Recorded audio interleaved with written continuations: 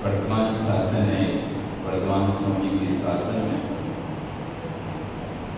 मूल नायक आदिनाथ स्वामी की चरण देशना में बैठकर हम दिन देशना का श्रवण करें। कल हमने यहाँ पर आचार्य लोगों ने समझाया था कौन व्यक्ति है जो निरोगी काया को प्राप्त करता है। आज आचार्य लोग यहाँ पर कह रहे हैं कौन व्यक्ति है जो सुंदर रूप को प्राप्त करता है। हर व्यक्ति सुंदर दिखना चाहता है, सुंदर होना चाहता है। कोई भी जगत में ऐसा व्यक्ति नहीं है जो रूप होना चाहता है। हर व्यक्ति को ये लगता है मैं सुंदर हूँ और सुंदरता के लिए जो भी आवश्यकता लोग बताते हैं कि ऐसा करो तो वैसा करो। फिर एड देखता है, टीवी देखता है, टीवी ढूंढता है, मोबाइल पे ढूंढता है कैसे सुंदर दिखते हैं, कैसे सुंदर दिखते हैं। तो वो क्रीम मंगाता है, वो पाउडर मंगाता है जिससे वो सुंदर हो जाए। तो मिलाकर उसको पूरा होना सुंदर होना। अगर फेयर एंड लवली का एड आता था पहले तो लोग फेयर एंड लवली को करने लगे कि कभी तो बुरे होंगे, लेकिन नहीं होते। कोई नया आया उसमें लिखा था कि 3 सप्ताह में गोरे तो आ गए, उसको पूरा लगाए। मतलब कुल मिलाकर हर व्यक्ति को सुंदर दिखना है। अब वो किसी भी कीमत में दिखे पर उसे सुंदर दिखना है। चेहरे पर दाग नीचे किसी को और दाग आता तो व्यक्ति छुपा लेता है, चेहरा छुपा कर जाता है। कैसे अच्छी नहीं लगेगी, लोग क्या कहेंगे उनका चेहरा कैसा खराब होगा। तो कह रहे हैं कि दवाइयों को की पाउडर जो मंत्रों सुंदर दिखना है तो ये करो, इससे सुंदर दिखेगा। क्या करना? तो कह रहे हैं जो ज्ञानी पुरुष आभूषण आदि से शरीर का संस्कार नहीं करते और तप नियम योग आदि द्वारा काय क्लेश करते। विसल्य जानते हो कौन थी? विसल्य लक्ष्मण की पत्नी थी ना, विसल्य। जब लक्ष्मण को शक्ति लगी तब उस शक्ति को दूर करने के लिए कहा गया कि अयोध्या नगरी में विसल्या नाम की एक कन्या है। उसका इतना प्रताप है, इतनी सुंदर है और उसका इतना प्रताप है कि उसके स्नान किए हुए जल में यदि कोई उस जल को छिड़क दे तो रोग दूर हो जाते हैं। और इस लक्ष्मण को जो शक्ति लगी हुई है वो विसल्या के स्नान किए हुए जल को छिड़कने से दूर हो जाएगी। आप सोचो क्या तीर भूल करके आई होगी कन्या कि जिसके स्नान किया हुआ जल औषधि है, जिसका स्नान किया जल भी औषधि है। तो तुरंत रण क्षेत्र से गुप्तचरों को भेजा गया कि जाओ और निवेदन करो विसल्या के पिता को, उसके स्नान का जल लेकर आओ। तुरंत राजा भरत के पास पहुंचे सब लोग, क्योंकि अयोध्या का राजा भरत था। भरत के पास पहुंचे, पूरी घटना सुनाई और कहा कि आपके नगर में विशल्या नाम की कन्या है, उसके स्नान का जल यदि शीघ्र ही नहीं मिला तो लक्ष्मण के प्राण निकल जाए। भरत के तो होश ही उड़ गए, लक्ष्मण के प्राण चले जाएंगे। तुरंत वह राजा को जिसकी कन्या थी उसके पास जाता है, हाथ जोड़कर बोलता है कि आपकी कन्या का, इतना बड़ा राजा भी अपने भाई के लिए हाथ जोड़कर मांग रहा है कन्या का जल दे दो। तो राजा कहते हैं कि अरे ऐसा क्यों कर रहे हो, मुझे तो वैसे ही अवधि ज्ञानी महाराज ने पहले बता दिया था कि तुम्हारी कन्या का वरण नारायण लक्ष्मण के साथ होगा। मैं तो तभी से सोचे बैठा हूं इस कन्या को जैसे लक्ष्मण आएंगे तो ये कन्या उनको दे दूंगा, और आप मुझे पर मेरे आगे हाथ क्यों जोड़ रहे हैं? आप जल की बात कर रहे हैं, आप अपनी कन्या ले जाओ। जल की क्या बात कर रहे हैं? उसके स्नान का जल जल गया, आप तो पूरी कन्या ले जाओ। हम तो पहले से ही बैठे हुए कि कब आपको हम कन्या, कब हम आपके लक्ष्मण आए और कब हम आपके पास आकर निवेदन करें कि हमारी कन्या को स्वीकार करो। तो अवधि ज्ञानी महाराज पहले ही बता चुके हैं कि इस कन्या का वरण, इस कन्या का पति लक्ष्मण होगा। तो तुरंत उस कन्या को विमान में बिठाकर जैसे लेकर आते हैं और रण क्षेत्र में जैसे ही वो विशल्या पैर रखती है, लक्ष्मण को लग रही शक्ति लक्ष्मण को छोड़कर भाग जाए। उसका जल की जरूरत नहीं पड़ी, उसके शरीर के स्नान की जल की जरूरत नहीं पड़ी। जैसे उसने रण क्षेत्र में पैर रखा और वैसे शक्ति की ताकत कमजोर होती गई, और जैसे लक्ष्मण के पास आई शक्ति लक्ष्मण को छोड़कर भाग गई। लक्ष्मण स्वस्थ हो गए। रण क्षेत्र में ही दोनों का विवाह हो गया, विशल्या का और लक्ष्मण का। ये पावर कैसे है इसके अंदर? इतनी सुंदरता, इतना तेज उसके अंदर, जितना तेज था सुंदरता थी वो शायद किसी के पास हो। उसने 2000 वर्षों तक तप किया था। कितने वर्षों तक? 2000 वर्षों तक। चक्रवर्ती की पुत्री थी, चक्रवर्ती की 6 खंड का अधिपति जो चक्रवर्ती है, अनंगसरा की पर्याय में उसने 2000 वर्ष तक तप किया। इससे पहले की पर्याय में वह अनंगसरा थी, अनंगसरा चक्रवर्ती की पुत्री अपने एक दिन छत पर बैठी थी, झूला झूल रही थी, तभी एक देव उस पर आसक्त हो गया। एक विद्याधर उस पर आसक्त हो गया। वो अपनी पत्नी के साथ जा रहा था, लेकिन पत्नी साथ में थी, उसको अपहरण तो नहीं कर सकता था। तो अपनी पत्नी को छोड़कर सोचता है पहले इसको छोड़े आते घर में, फिर इसको अपहरण करेंगे। इतनी सुंदर कन्या, ऐसी लग रहा है जैसे देवों की अप्सरा ही उतर कर आ गई हो जमीन पर। तो अपनी पत्नी को बहाना लगा के कि अब आज बाद में चलेंगे, फिर चलते हैं, ऐसा करके पत्नी को छोड़कर आता है और जल्दी से तीव्र वेग से उसके पीछे आता है, लेकिन पत्नी हो जाता है सक। अचानक चाहोगे इसको क्यों ये मुझे अचानक का प्रोग्राम बदल के लिए ऐसा कर रहा है? तो पत्नी पीछे पीछे लग जाती है और ये इसका अपहरण करता है। सरा का अपहरण करके जब जा रहा था तो पीछे मुड़कर देखता है पत्नी आ रही, अरे अब तो और उसको डर लगा, अब क्या करें? तो तुरंत इसको पंडलब्धि विद्या के माध्यम से जंगल में छोड़ देता है। अब एक चक्रवर्ती की पुत्री जिसने कभी दुख देखा नहीं है, कष्ट देखा नहीं है, ऐसी वह कन्या एक गहन जंगल में छोड़ दी जाती है।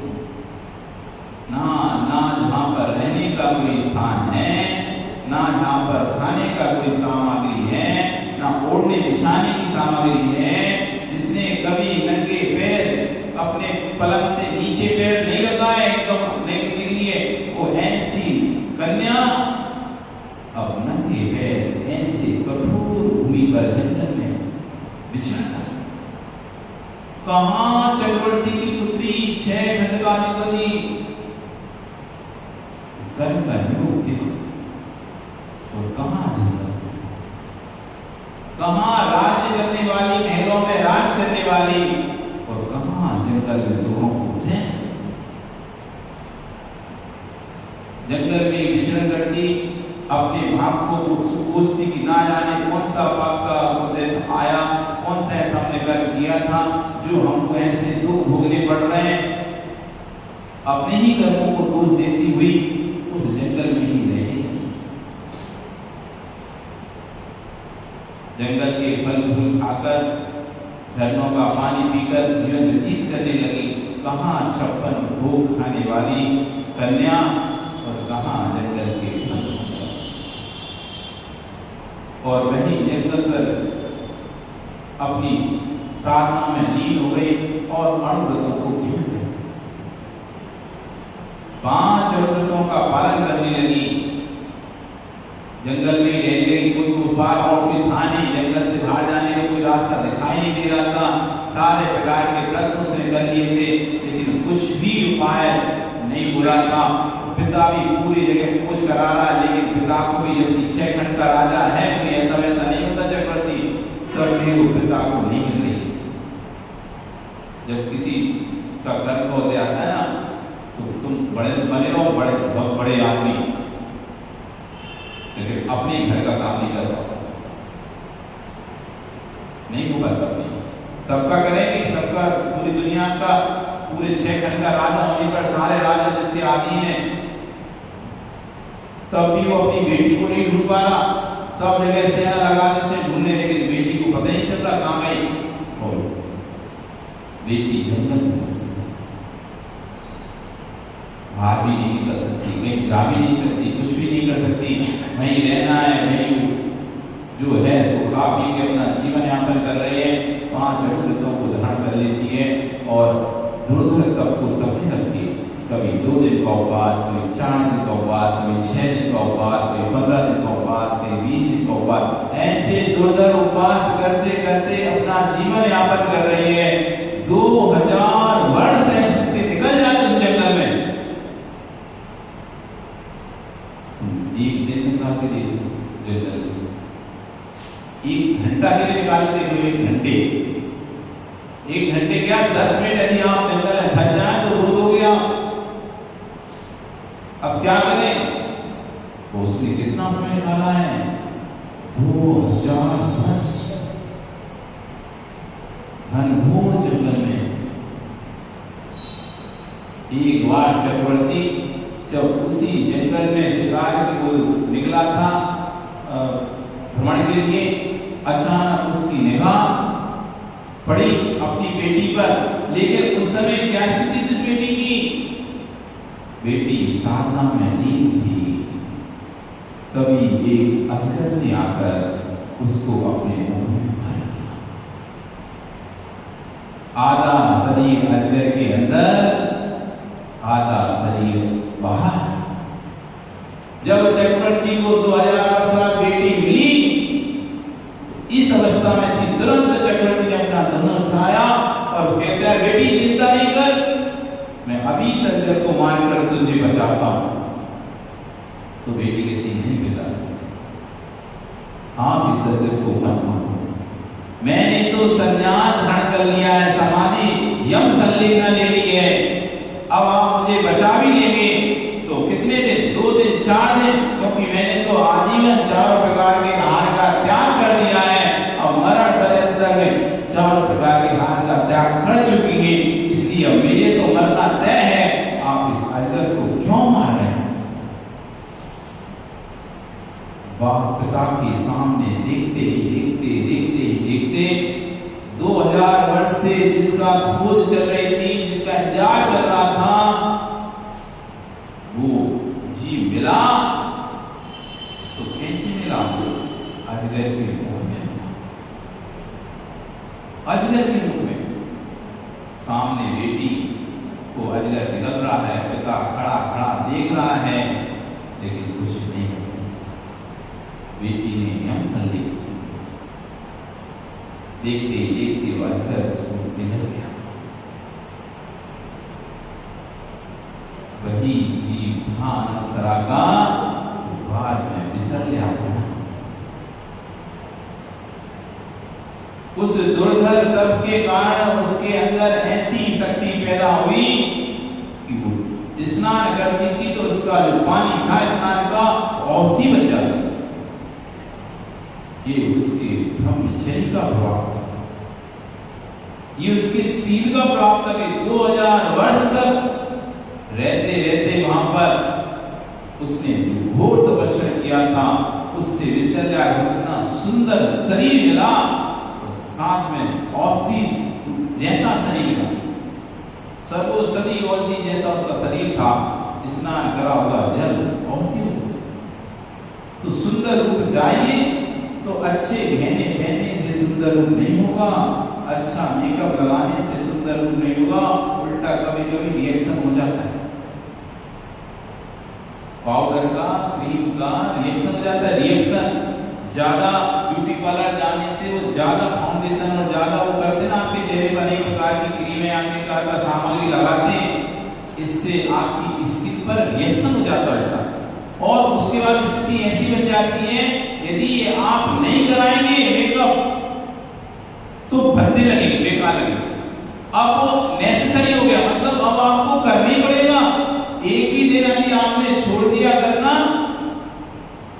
तो बस सुंदर लगेगा। पहले नेचुरल थे, ज्यादा सुंदर नहीं लगते थे, लेकिन हाँ सामान थे। लेकिन जब से आपने ज्यादा सुंदर के चक्कर में अपना मेकअप करना शुरू किया और करते करते उस बॉडी को ऐसी आदत पड़ गई है कि नहीं कर रहे तो एकदम चेहरा बस सुंदर एकदम काला कलर का, लोगों की निगाह में देखने के लिए वो चेहरा बन गया। आप जैसा चेहरा रखते हैं वैसा लोगों की निगाह में आ जाता है। जैसे कोई व्यक्ति चश्मा पहनता हो तो चश्मा पहनता हो तो उसका चेहरा चश्मा जैसी अच्छा लगेगा, और जब चश्मा हटा के आ जाए तो ऐसा लगेगा आंखें कैसी हुई बड़ी बड़ी सी, मतलब डरावना सा चेहरा करने लगेगा। क्यों? लोगों को उसकी इमेज जो थी, फेस की जो इमेज थी वो कैसी हो गई? चश्मे की सेंस सेट हो गई है। अब बिना चश्मे की वो इमेज बेकार लग रही उसकी। एक बार अभी कोरोना था जब 2019 में शिखर जी में थे तो एक भैया रोज मास्क लगा के आता था, इतना इतना, ठीक है ना। अब हमने उसे कभी बिना मास्क के नहीं देखा। जब भी वो आया, गुणाचल में रहता था तो आता था तो मास्क लगा के आता था। 3 महीने कंटिन्यू हमारे पास आया, मास्क लगा के आया। जब एक दिन वो बिना मास्क के आया, 2 दिन आया, हमने पूछा वो भैया क्यों नहीं आ रहे, पहले आता था मास्क लगा के। तो महाराज जी हम ही तो है। अरे तुम नहीं हो, वो तो दूसरा था। नहीं नहीं महाराज जी हमें, एक महाराज जी बोलते तुम्हारी मूछें तो थी नहीं, तो बोला कि मैंने मास्क हटाएगा तो आपको मूछें दिखेगी। आज ही मैंने मास्क हटाया है, अब 1-2 दिन से बिना मास्क के आ रहा हूं। उसका चेहरा हमारे दिमाग में इस तरह का इमेज हो चुका था। हम जब वो मास्क हटा के आया तो मानने तैयार नहीं थी कोई भी कि तुम वही हो, तुम वो नहीं हो। जब कंटिन्यू कुछ दिन तक उसे देखते रहे तब हाँ तुम वही, नहीं तो बेकार लगता है। जो इमेज एक बार बन के दिमाग में सेट हो गई, उससे विपरीत जैसे आपने चश्मा हटाया तो चेहरा एकदम भद्दा भद्दा सा लगने लगेगा। सुंदर व्यक्ति भी ऐसे लगे कैसा, इसकी आंखें कैसी हो एकदम बाहर से तो निकल रही, खाली खाली लग रहा है। ऐसे जो व्यक्ति ज्यादा मेकअप करता है और किसी दिन उसको टाइम ना मिला करने का, जाना पड़ा, तुरंत एकदम भद्दा लगेगा, बेकार लगेगा। और जो नॉर्मल रहता है, सामान रहता है, तो उसका चेहरा लोगों के दिमाग में वैसा सामान बन जाता है। और कैसा भी जाए, करके जाएगा तो अच्छा लगेगा, नहीं करके जाएगा तब भी अच्छा लगेगा। इसलिए यहाँ पर कहा कि जो अधिक ज्ञानी पुरुष आभूषण आदि से शरीर का संस्कार का त्याग कर देते हैं, संस्कार नहीं करते थे, और क्या करते हैं, दुर्धर उत्कृष्ट तपों को तपते हैं। कभी आत्मापन योग, कभी वर्षा योग, कभी शीत योग, ऐसे योगों को तपते हैं और नियमों का पालन करते हैं और योग आदि का नियंत्रण करते हैं। मन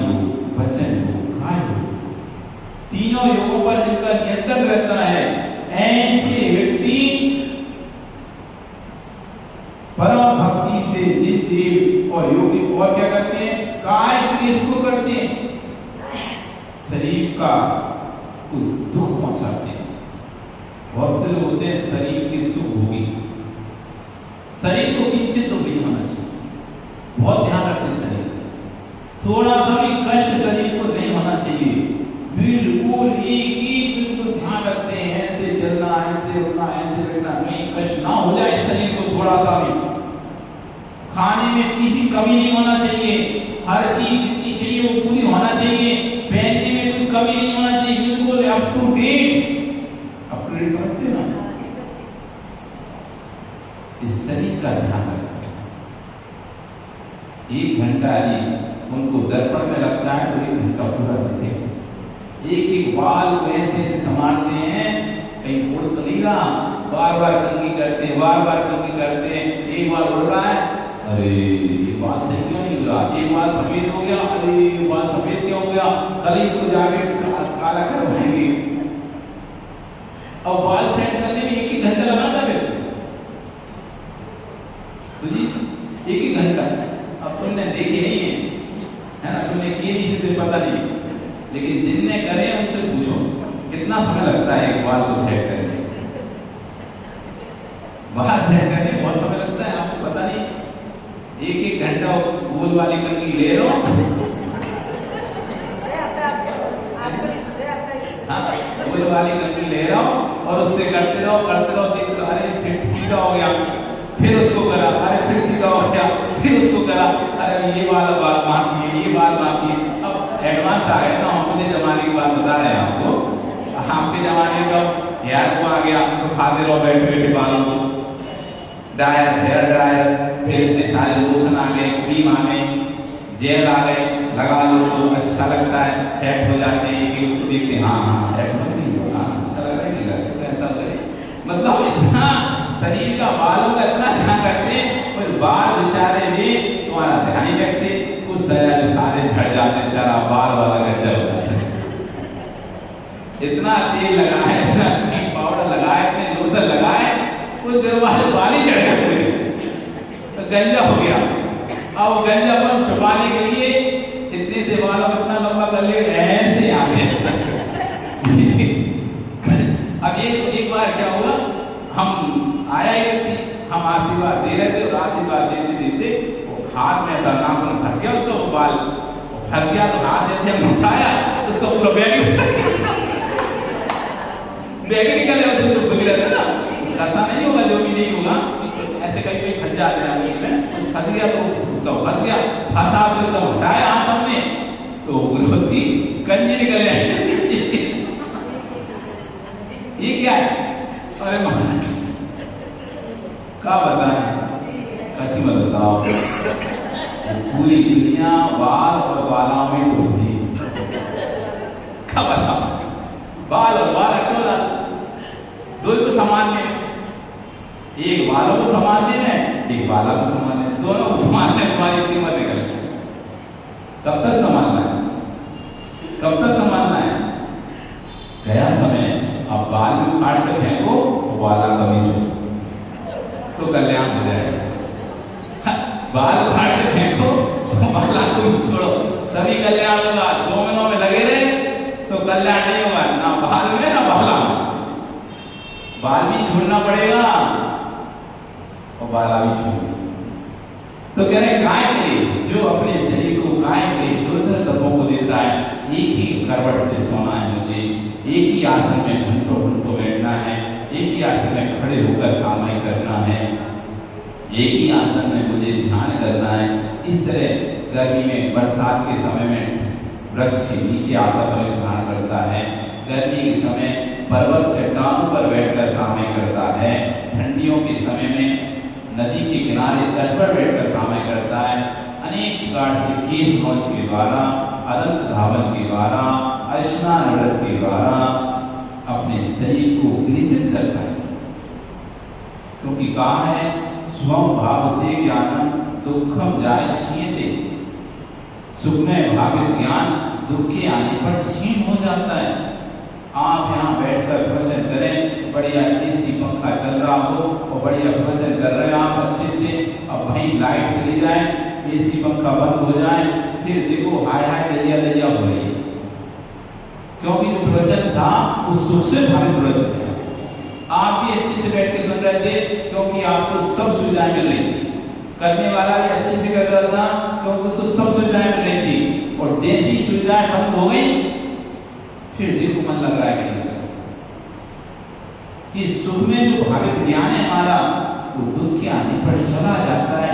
इसलिए तो आप देखो कि जब किसी के घर में कुछ अनिष्ट होता है तो व्यक्ति समझाने जाता है, भैया ये तो सबके घर में होता ही है, ये तो प्रकृति का नियम है, जो आया है उसको जाना ही है, अब दुख नहीं करो, क्लेश नहीं करो, शांत धैर्य रखो, सब घर परिवार तुम्हारे साथ है। इस तरह समझाते हैं जाते समझाने, और जब वही दुख तुम्हारे घर पर आता है तो फिर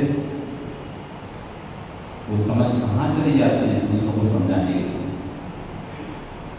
जो समझ दूसरों को समझाने गई थी वो समझ उसमें कहाँ पलायन कर जाती है।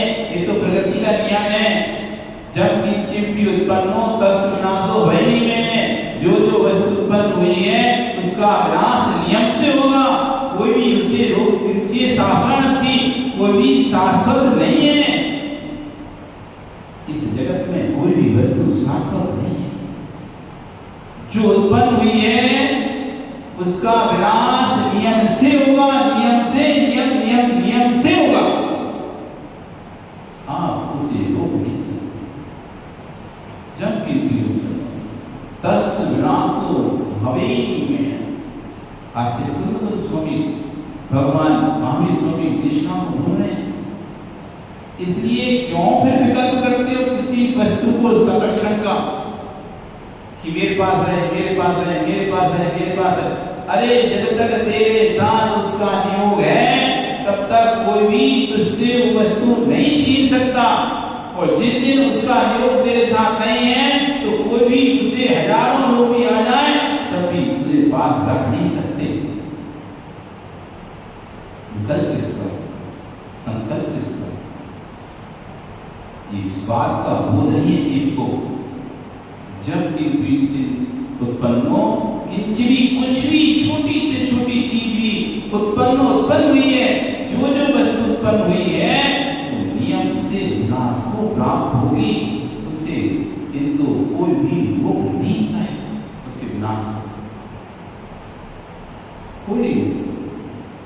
इसलिए कभी भी किसी वस्तु को इतना अपना मत मान बैठो उसके जाने पर ऐसा लगे कि मेरे प्राण चले। ठीक है, संयोग था, जितने समय का संयोग था रहा संयोग, वियोग है, हो गया, उसे कौन रोक पाए? हमने पुरुषार्थ पूरा किया, लेकिन पुरुषार्थ पूरा करने के बाद भी हम योग को नहीं रोक पाए। अब संक्लिष्टता करके हम अगला कदम नहीं बढ़े।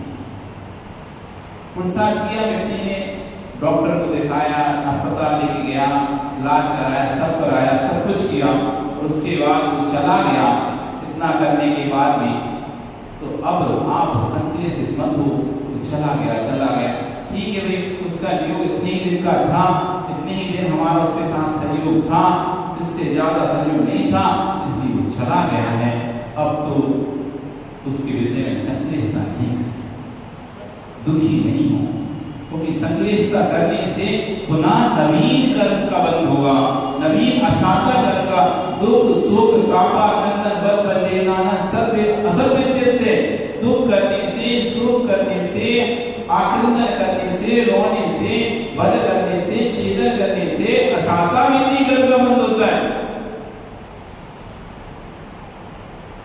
इसलिए आगामी भव में पुनः असाता विधि कर्म का बंध ना हो, इसलिए जो गया सो गया।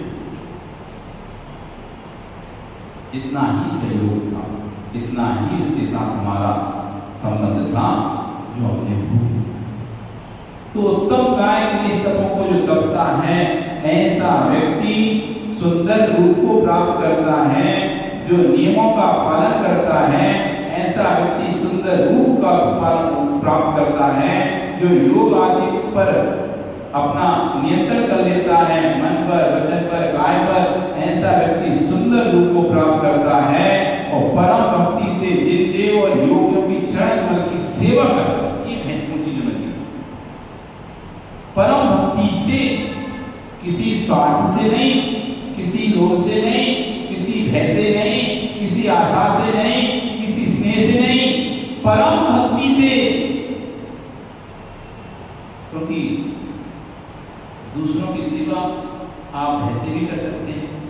किसी ने डरा दिया है, तुम नहीं करोगे तो ऐसा हो जाएगा, तुम नहीं करोगे तो तुम्हारा ऐसा हो जाएगा, तो डर के मारे कर रहा है। अथवा कोई आशा है कि चलो अपन करेंगे तो अपना ऐसा काम बन जाएगा, अपन ऐसा करेंगे तो अपना ऐसा काम बन जाएगा। आशा लगी है कि सबके काम होते, चलो अपना भी काम हो जाएगा। ठीक आशा से वो भक्ति करने आ रहे, इसमें राग है, नहीं हमारे ही हैं, हम भी भगवान रखिए, हमारे मंदिर है, हमारी भगवान है, तो चलो करते हैं। इसमें राग लगा हुआ है, हमारे दादा प्रधान रखे थे, वैसे तो नहीं करते हम, लेकिन हमारी मूर्ति है, हमने बदलवाई है, हमने रखवाई है, तो इसलिए लगा हुआ है, इसलिए हम भक्ति कर रहे हैं। अथवा हमारे रिश्तेदार थे, वो महाराज बन गए, तो वो आए, तो इसलिए आ गया होगा कि नहीं हमारे रिश्तेदार हैं, हमारे भाई हैं, हमारे चाचा, हमारे काका हैं, हमारे पति हैं, हमारे मित्र हैं, ऐसा करके इसलिए मर रहा है, इसलिए से कर रहा है, ऐसे कर रहा है, इसलिए से कर रहा है, आशा से कर रहा है, अथवा लोभ से कर रहा है। कोई लोभ है, ख्याति पूजा का लोभ है कि चलो करेंगे तो लोग में अपनी ख्याति हो जाएगी, करेंगे तो लोग में आप कहेंगे कि भैया बहुत सेवा करता है महाराज की, या बहुत भगवान की भक्ति करता है, अपनी खूब पूजा ख्याति लाभ होगा। अथवा अमुक वस्तु कोई चाहिए अपन को, वो चाहिए तो ऐसे तो प्राप्त होगी नहीं, सामने वाले की पहले अंदर उसके दिल में जगह बनानी पड़ेगी, तब जाकर वो वस्तु उठा सकते हैं, छीन सकते हैं, ले सकते हैं। जब वो नहीं रहेंगे, ऐसे लोग में सेवा कर रहे हैं। तो भय से, आशा से, स्नेह से, लोभ से व्यक्ति भी भगवान की भक्ति करता है, लेकिन कह रहे ऐसी भक्ति से आपको सुंदर शरीर नहीं मिलेगा जो परम भक्ति से हरकर, जिसे कोई भय नहीं, कोई आशा नहीं, कोई स्नेह नहीं, कोई लोभ नहीं, ऐसा व्यक्ति जिन्हें देवकी और योगियों की सेवा करता है, उनके चरण कमलों की सेवा करता है। आज ये समझने पहले बोल देता, भक्ति सुंदर रूपम स्तपना कीर्ति तपोनिधि, जो तप के खजाने हैं, तप का आकार है, तप के आकार है, निधान खानी है, ऐसे तपोनिधि मुनिवृत्तों की जो भक्ति करता है वह सुंदर रूप को प्राप्त होता है, इसमें शक नहीं करता। बिल्कुल जो परम भक्ति करता है गुरुओं की, उसको सुंदर रूप है इस भव में भी प्राप्त होता है। ये समझना कि अरे काल ये नाम करके प्रगति है, ये वर्ण नाम करके प्रगति है। शुभ वर्ण अशुभ वर्ण दो प्रकार के वर्ण होते हैं, शुभ वर्ण और अशुभ वर्ण। शुभ वर्ण यानी जो दूसरों को देखने में आकर्षित लगे वो शुभ वर्ण कहलाता है। अशुभ वर्ण जो दूसरों को देखने में बेकार लगे वो अशुभ वर्ण होता है। तो गोरा होना ही शुभ वर्ण नहीं है, काला वस्तु भी सुंदर लगती है। लालू तुम्हारे यहीं की लोग इस वर्ण नहीं बनते, ऐसे स्थान के लोग भी जहां पर चेहरा काला होता है लेकिन नाक नक्शा इतने सुंदर होते हैं, वो काले होने पर भी सुंदर लगते हैं। क्या जो उष्ण प्रदेश में तीव्र गर्मी यहाँ पर होती है, वहां पर काले लोग का वहां सुंदर लोग नहीं दिखाई देते क्या?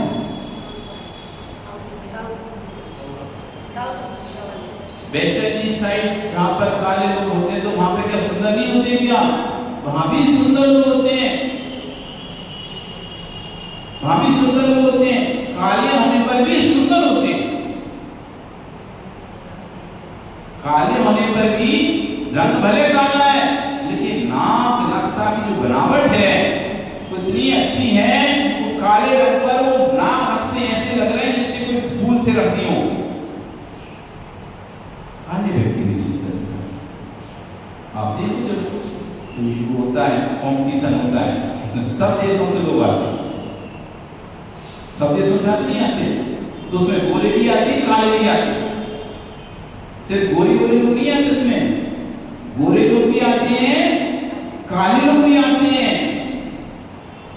जब वो सुंदर नहीं होते तो क्यों आते?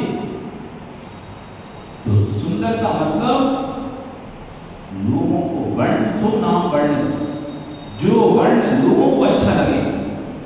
आपका चेहरा देखकर लोगों को अच्छा लग रहा है, आपका शुभ वर्ण का उदय चल रहा है, आप सुंदर वर्ण का उदय चल रहा है, सुंदर नाम का उदय चल रहा है आपका। क्योंकि आप काले भी लोगों को पसंद आ रहे हैं, काले होने पर भी लोगों को पसंद आ रहे हैं, एक गोरा होने पर ही पसंद नहीं आता। तो काला होने के बाद भी लोगों के दिलों पर राज करता है। तो भक्ति करने से वर्ण कर्म बदलता है, नाम कर्म एक ऐसा कर्म है जो परिवर्तन होते रहता है। परिवर्तन गोरे से काला शरीर, काले से गोरा शरीर, गोरे लोग भी काले होते देखे जाते हैं और काले लोग भी गोरे होते देखे जाते हैं। क्रीम पाउडर से गोरे नहीं हुए वो लोग, ये भक्ति से उन्होंने अपने वर्ण को बदला और सुप्रशस्त वर्णाकार का बंद किया। तो शरीर के परमाणु, ये तो परमाणु प्रतिशण, ये लोक में से घेन हो रहे नारी औदार्य शरीर के योग जो परमाणु हैं, इस शरीर को बनने के लिए परमाणु जरूरत पड़ती है, वे सिर्फ लोक से घेन करता है जीव। तो जैसे परिणाम होते हैं वैसे परमाणु घेन करता है। शुभ भाव होते हैं तो शुभ परमाणु घेन करता है, अशुभ भाव होते हैं तो अशुभ औदार्य शरीर वाले परमाणु घेन करता है। तो जैसा हमारा परिणाम चलता है वैसा घेन करता है। अधिक शुभ भाव रहने से इस शुभ सुंदर परमाणु घेन करता है, इससे धीरे धीरे उस व्यक्ति का शरीर काले से गोरा होता है। जब अशुभ अधिक ज्यादा करता है तो गोरा शरीर की काला धीरे धीरे पड़ जाता है, क्रांति शरीर की नष्ट हो जाती है। इसलिए यहाँ पे कहा कि जो परम भक्ति से दिल देव और योगों के चरण करों की सेवा करते हैं, वे सुख करके परिवार से दिव्य रूप के धारी सुंदर रूप वाले होते हैं।